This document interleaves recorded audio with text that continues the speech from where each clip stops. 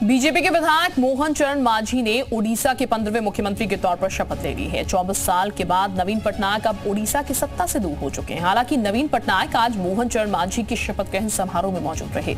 ओडिशा में नए सीएम की छवि और बैकग्राउंड की काफी चर्चाएं हैं, ठीक वैसे ही जैसे नवीन पटनायक की छवि की थी। लेकिन कैसे इन दो नेताओं की साधारण पृष्ठभूमि ने ओडिशा के अधिकारियों की टेंशन को बढ़ा दिया है, इस रिपोर्ट से समझिए।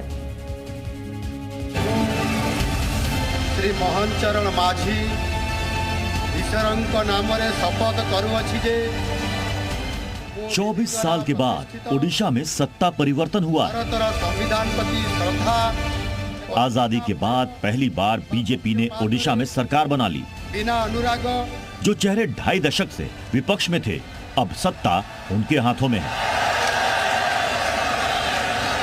स्वाभाविक है, सरकार नई है, नीतियां भी अलग होंगी, सरकार चलाने का तौर तरीका भी बदलेगा। लेकिन पिछली और इस सरकार में एक समानता भी है, वो है दोनों सरकार के मुखिया की साधारण छवि।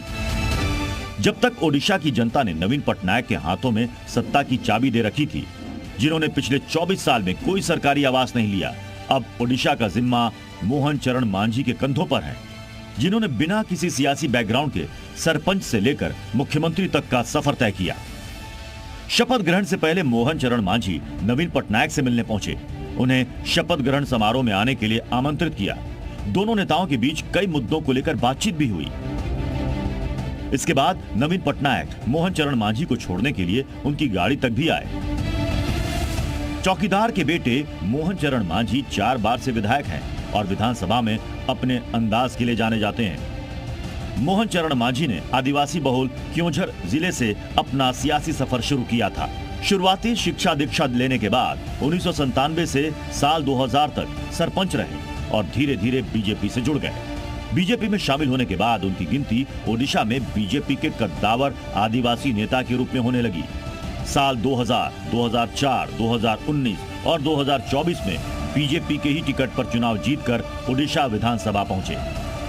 ओडिशा में मुख्यमंत्री की तलाश तो पूरी हो गई, लेकिन इसके साथ ही नए सीएम आवास की तलाश अब तेज हो गई है। दरअसल साल 2000 से नवीन पटनायक अपने पुश्तैनी आवास पर ही सारा कामकाज निपटाते थे, जिसे आज भी ओडिशा में मिसाल की तरह पेश किया जाता है। राजनीति की तरह ये मकान भी नवीन पटनायक को अपने पिता बीजू पटनायक के विरासत के रूप में मिली थी।